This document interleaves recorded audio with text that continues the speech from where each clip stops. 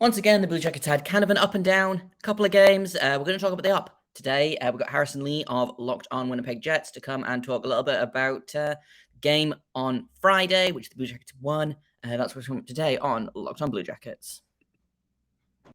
Locked On Blue Jackets, your daily podcast on the Columbus Blue Jackets. Part of the Locked On Podcast Network. Your team every day.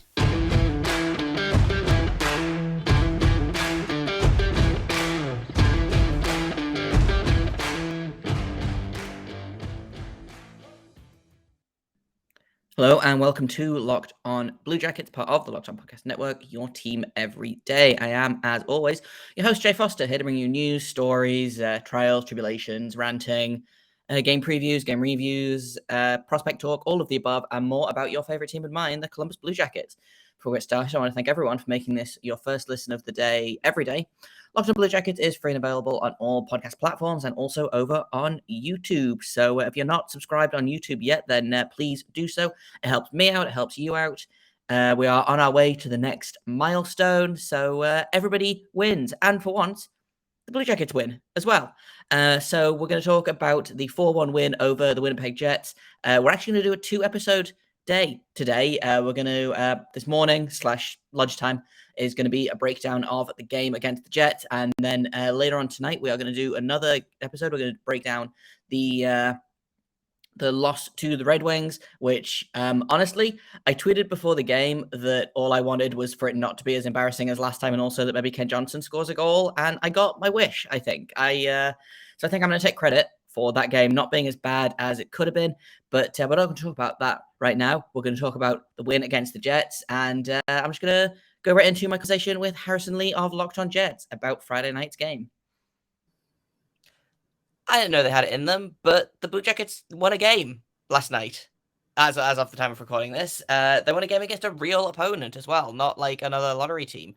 And they beat the Winnipeg Jets, which, you know, I don't have any particularly hard feelings against the Winnipeg Jets, but I do enjoy that Patrik Laine had 2 goals, and we also thought that Jack Roslovic had a goal. So I thought, let's catch up with my friend and host of Locked On Winnipeg Jets, Harrison Lee, and we'll talk a little bit about the game from a Blue Jackets point of view, talk a little bit about the game from the Winnipeg Jets point of view, because I feel like that is 2 very different feelings about how this Friday night game went. So, Harrison, I guess let's start off with the Winnipeg Jets. Okay.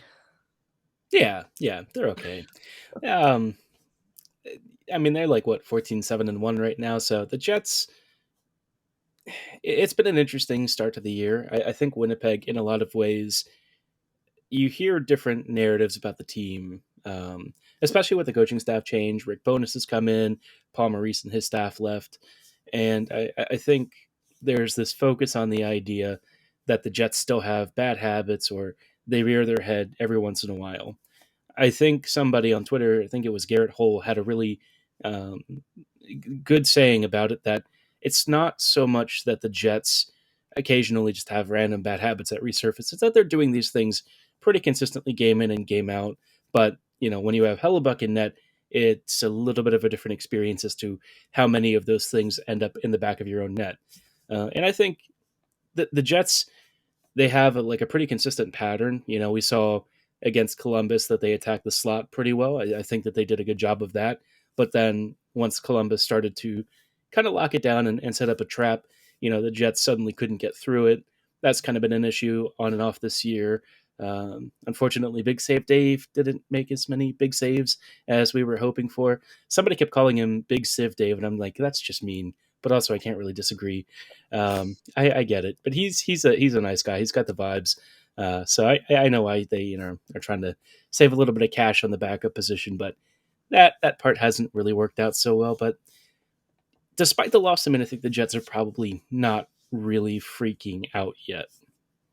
No, I feel like especially when you look at the game, it felt like very much the Jets just didn't get any bounces, you know, which is such like a cliche thing to say. And then you look at I was looking at some of the underlying numbers for after the game. I was looking at Micah McCurdy at Ineffective Math, does these really great like visualizations of the data, and it basically showed the Jets.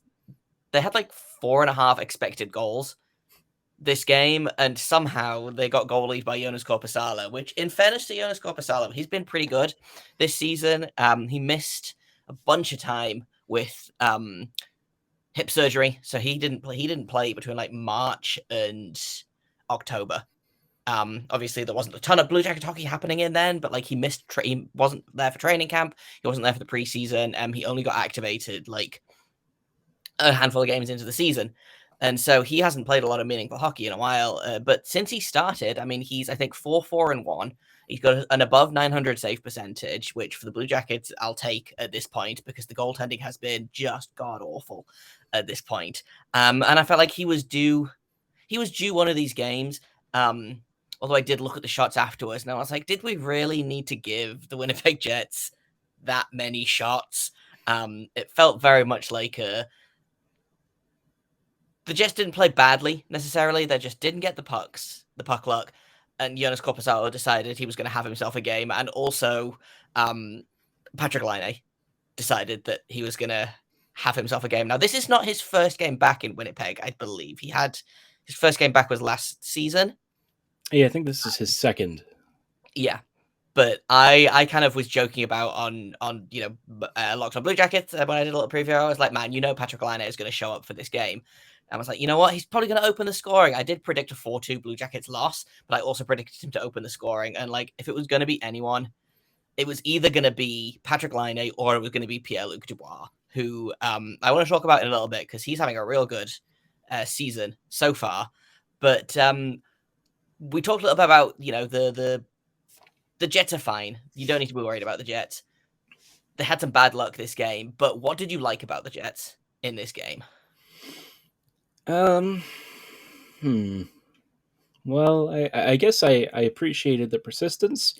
I didn't love the defensive miscues; those were kind of frustrating. But in general, I think the Jets have responded to struggling pretty well. There's only some things that they run into it and they seemingly can't get past it. But when they concede first, when they have situations where they're kind of getting swarmed, eventually you expect that there's going to be a response for the team. And usually, I mean, they've been decent at responding, sometimes even coming back in some of these games. I thought former Blue Jacket Sam Gagner really stood out. The Cole Perfetti kid, I mean, he just continues to really shine alongside Mark Scheifele. He's a fabulous player. He's shockingly not on the first power play for some reason, but I'm not an NHL coach. What do I know? But, other than that, I mean, it was just, I wouldn't say that there was a ton that I loved, but I mean, it was just kind of a game where at this point, the Jets have built enough of a margin. I'm not going to freak out about a loss here and there, even if it's against a team that maybe has like 5 wins on the season. It is what it is. I know the Jackets are probably, Hey, we have 8 whole wins on the season. Thank you very much.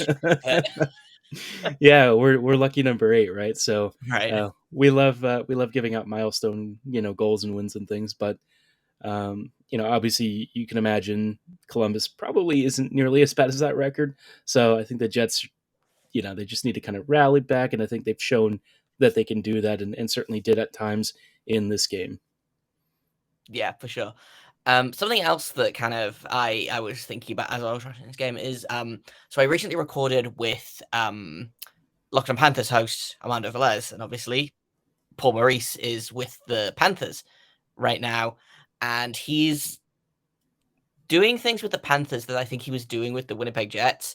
And you can kind of see like echoes of his game, I think, still in this team, but you can kind of see the effect that Rick Bowness is having on this team. I think he got a bad rep in Dallas for, whatever reason, but it seems like the team is really kind of flourishing under Bowness. I don't know if that's a case of, some players are having breakout years in the case of, guys like Perfetti or, I Mark Scheifele is a guy that I didn't necessarily think I don't think he was going to be bad this season, but he's definitely at the wrong end of the age scale. And he's kind of having a little bit of a resurgence. So I don't know whether you think it's players are thriving under Bowness or whether they're kind of thriving in spite of the coaching? I think it's an interesting question because tactically, Bonus for me, there are certain parts of his game that I think make a lot of sense. Aggressive D, dropping in deep into the offensive zone, providing puck support, offering outlets, and generally giving the forwards a little more coverage, which is something that, usually the Jets were very conservative under Maurice. You only saw 3 skaters attacking space anywhere below the face-off circles, and that was kind of a problem because you'd immediately outman them, and then you'd concede a counter, and we all know the Jets don't really do that defending thing. But with Bones, there's kind of a give and take, right? So the Jets are aggressive; they're tough to play against now. But I think the main thing that Bonus does really well is serve as a motivator. Shifley is a player who has always put up really good underlying offensive numbers, and in the past few years, even under Maurice, you were still seeing that. The main thing that he just basically stopped doing whatsoever was trying to defend. He just did not track back at all. His body language was always very lax. You got the sense that he just didn't really like being a Winnipeg Jet, and more specifically, being a Jet under Maurice. So I was kind of wondering what season would we get out of him? Would we see him kind of start to return more to that form of Shifley that was dominant a few years ago? Or would it be the kind of guy who just, he looks like he's on the trade block and wants out? So yeah, I mean, the version of Mark Shifley that we're seeing, it is a lot closer to, an elite offensive player. He's, flying through. He's got line mates that I think he's working better with. He is playing with Wheeler again, but it's not as much of an issue as it used to be, especially with Perfetti now attached at his hip. Cole's been a revelation. And I think, for a lot of players on the team, Josh Morrissey has hit another gear since Bonus was kind of like, you're a Norris candidate. Go play like one. Yeah, that's a heck of a thing to tell somebody. And Josh has just kind of answered the call. I mean, he's over a point per game. He's scoring and adding tons of points almost every single outing. So I think in terms of the tactical setup, I'm still a little bit, skeptical as to how much this is really going to have a major positive impact on the team. The numbers aren't quite there yet for me to be super exciting, but like from a motivational standpoint and from an organizational vibe standpoint, I think Bones kind of has the right idea. In a minute, I've got more of my conversation with Harrison about the Friday night game against the Winnipeg Jets. But first, I've got to tell you about Athletic Greens. I use this literally every day. I started having some health issues. I was tired all the time. It's getting kind of cold here, so my immune system was giving up on me. And I wanted to see what the hype was about because I heard really great things about AG1. I've been taking it for a few months now, and I feel incredible. Honestly, I wasn't sure about it, but now that I've had it, I am all in. So what is Athletic Greens? Well, it is one delicious scoop of AG1. You get 75 high-quality vitamins, minerals, whole food-sourced superfoods, probiotics, and adaptogens to help you start your day right. It supports gut health, nervous system, immune system, energy, recovery, focus, aging, all of the things that you need to be your best self. And right now, it's time to reclaim your health and arm your immune system with convenient daily nutrition. Just one scoop in a cup of water every day. That is it. There is no need for a million different pills or supplements to look out for your health. Just one scoop of Athletic Greens. And to make it even easier, Athletic Greens is going to give you a free 1-year supply of immune-supporting vitamin D and 5 free travel packs with your first purchase. All you have to do is visit athleticgreens.com/NHL network. Once again, that is athleticgreens.com/NHL network to take ownership over your health and pick up the ultimate daily nutritional insurance. Yeah, for sure. I think that's the thing for me is that the vibes for the Winnipeg Jets are pretty good so far this season. And I don't follow them super closely, but from following you on Twitter and kind of keeping up with them from a general league perspective, I know that has not necessarily been the case for the past couple of seasons. But Hellebuck seems to be back to his I was going to say his Norris ways. That's not the correct thing. Back to his Vezina nomination ways. The vibes are good. The players are scoring. Like you said, Josh Morrissey was a guy that really impressed me last night, and he was very much a guy that I was like, him? Really? He's a point per game? But hey, sometimes all you need is a coach to believe in you, right? But I want to kind of finish off with, it's been almost 2 years since the trade, TM. How do you feel about that trade? Obviously, there's a lot of noise about Pierre Luc Dubois not wanting to stay long-term in Winnipeg. But like I said, he's having a pretty great season so far. Maybe the worst case scenario is you flip him at the deadline for a haul.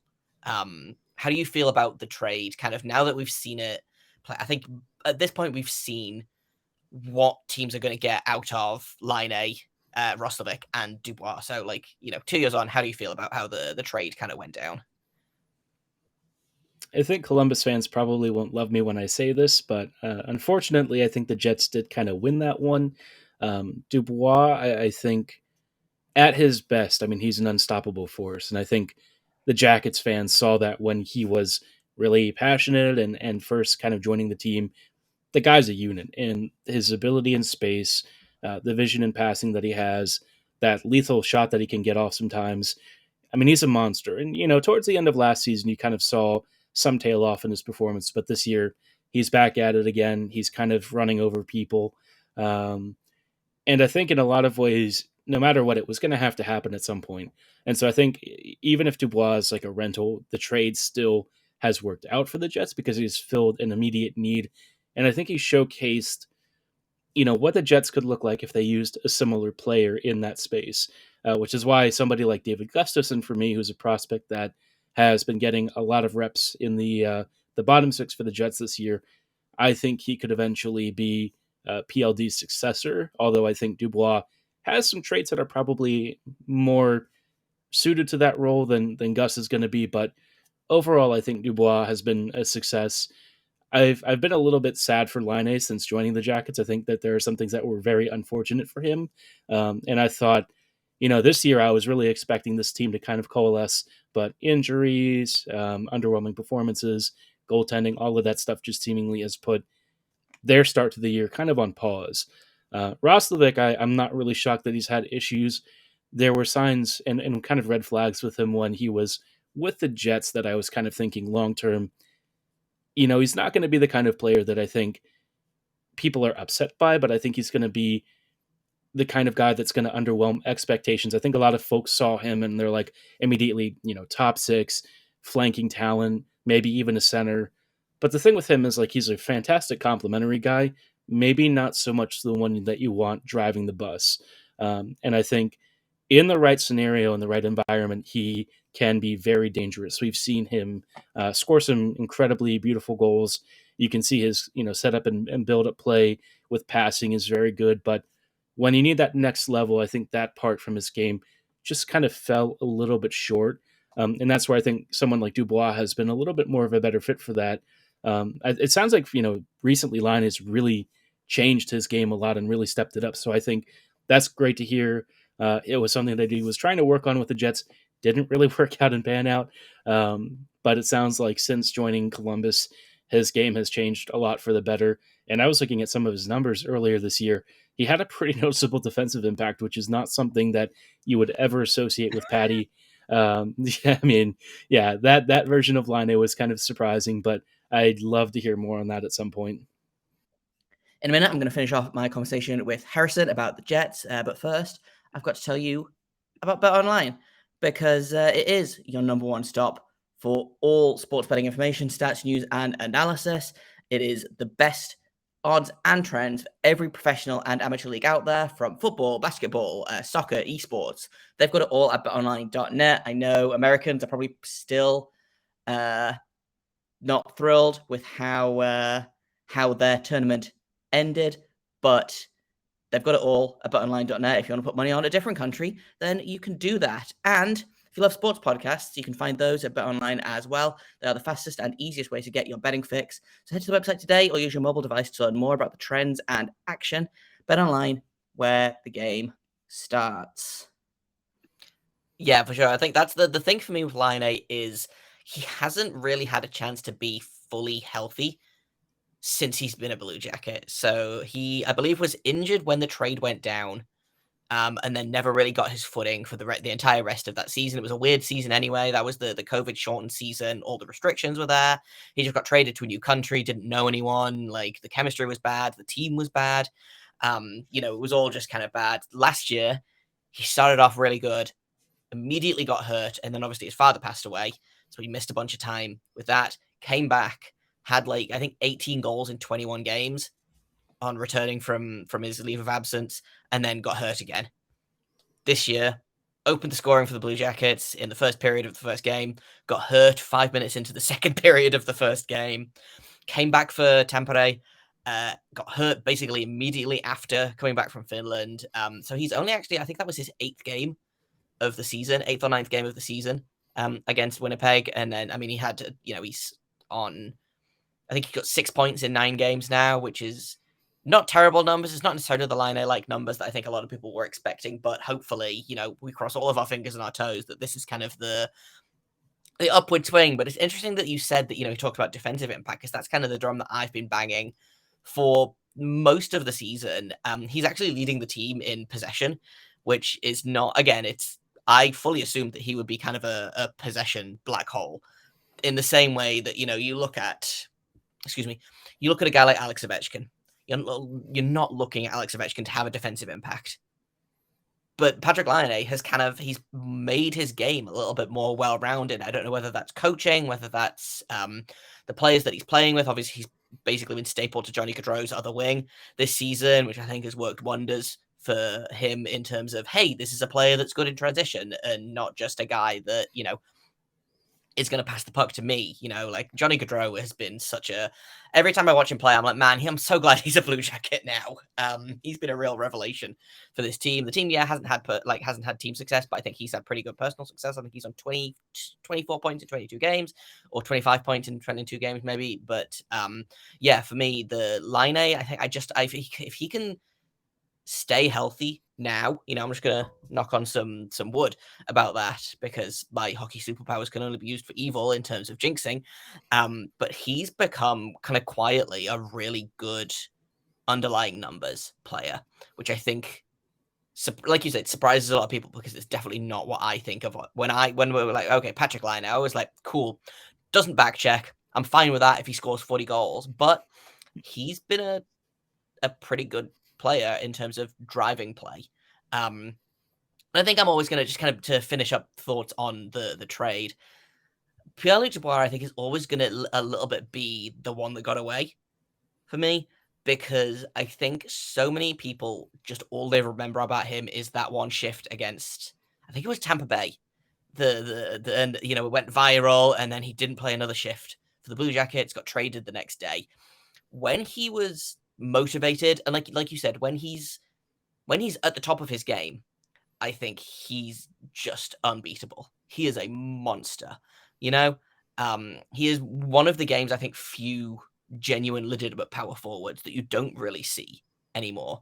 And I'm sad that he couldn't make it work in Columbus, because he is such a fun player to watch. I think he makes players around him better, but he can also, like you say, he can put up points. He can score goals. He can, he plays the NHL. Like, so Steve Dangle said this about Alex Ovechkin a few years ago, and it's always stuck with me, in that some players play in the NHL like they're playing NHL on the Xbox.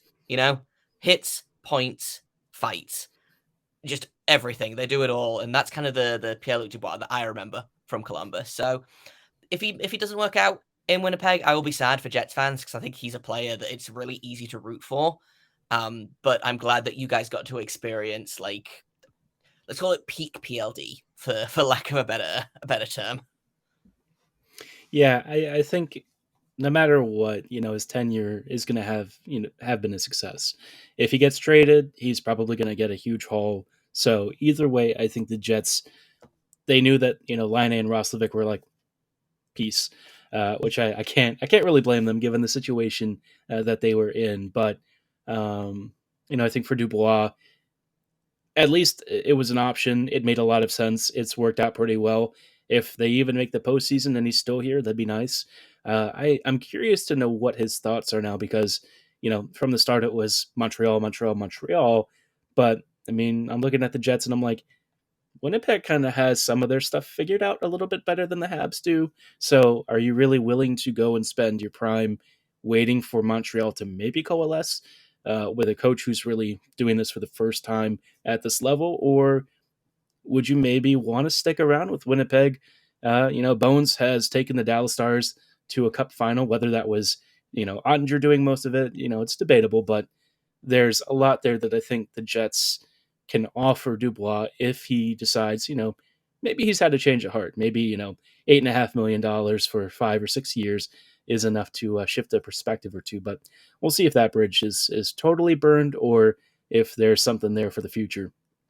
Yeah, for sure. I did just check. He is still an RFA after the contract runs out, so it's not out of the realm of possibility that he goes into, because that's what the Blue Jackets did with Laine. Was he went into last season, his contract expired, he went into the 21-22 season with a 1-year contract, basically signed his qualifying offer, and was like, I'm going to bet on myself.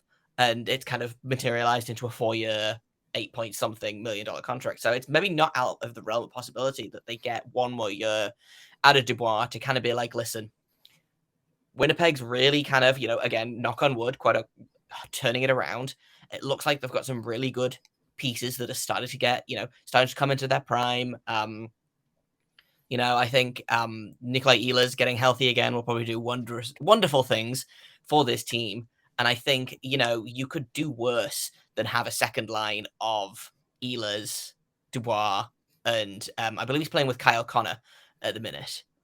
You could do a lot worse than having those two guys as your wingers. So maybe, a lengthy trip to the postseason, maybe some team success, maybe some personal success. Like you say, I think he's about a point a game or just above at the minute. He could have a different opinion by the end of the season. And I hope that he does, because I do want good things for both him and for the Jets. I think they've suffered for a long time. They have to walk everywhere. They deserve nice things. Yeah, we don't have an airport. Sorry, folks, if you're trying to visit. If you want to visit, I mean, good luck to you. We use snowmobiles. I'm from Maryland, so I can't really say that, I travel there that frequently. But last time, snowmobile. So yep, pack warm. Fly into Alberta and zoom across. But yeah, for the most part, I think it's been a trade that has worked out, I think, for both teams in the short term, at least. The jury is still out on what happens to Roslovic after this season. He just signed an extension, I believe. Laine had a really good quote last night where the only team that he hasn't scored a goal on is Columbus now. And he had a really good quote last night where he's like, man, I hope that never changes. I hope I don't ever score on Columbus for the rest of my career, which was really nice, And for someone who covers a team and follows a team that has had a lot of trouble with players who don't want to stay and players who can't wait to get out of town, it feels like they've turned a corner in terms of players that want to be here and players that like being here, which is really kind of cool to see. And it's not necessarily an opinion that I thought I would get from a guy like Patrik Laine, who I think has, I always call it main character energy.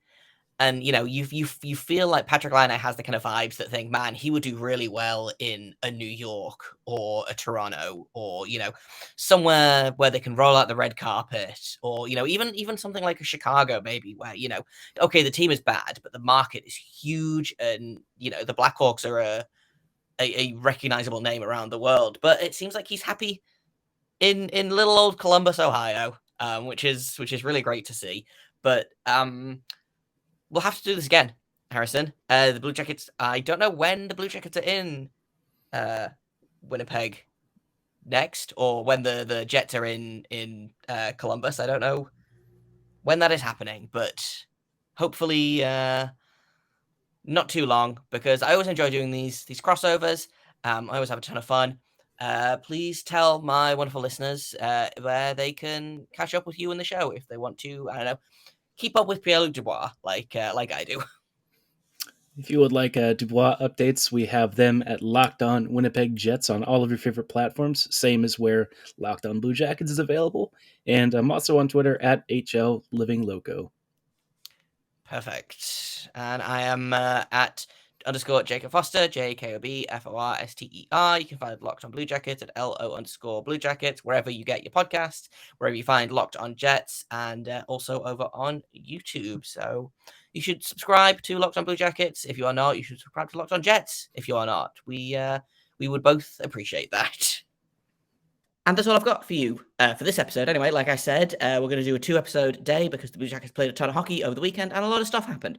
So later on today, we're going to break down the loss to the Red Wings, what we liked, what I didn't like, Anything that we maybe should be starting to get a little bit concerned about if we were not concerned already. There's a couple of roster moves that we need to talk about, so that's all going to be coming in tonight's episode. I've been Jay Foster. You can find me on Twitter at _Jacob Foster, JAKOBFORSTER. You have this podcast at LO_Blue Jackets. If you have comments, questions, criticisms, you can email me at lockdownbluejackets@gmail.com. Once again, thank you for making this your first listen of the day every day. Locked on Blue Jackets continues to be free and available anywhere you can find it. YouTube, Apple, Spotify, wherever. And you don't have to get behind a paywall for a locked on product. That is our promise to you. So make sure you're subscribed, downloaded, leaving reviews, comments, all of the things. I appreciate it. And I appreciate you for listening. So until later on tonight, make sure you stay locked on.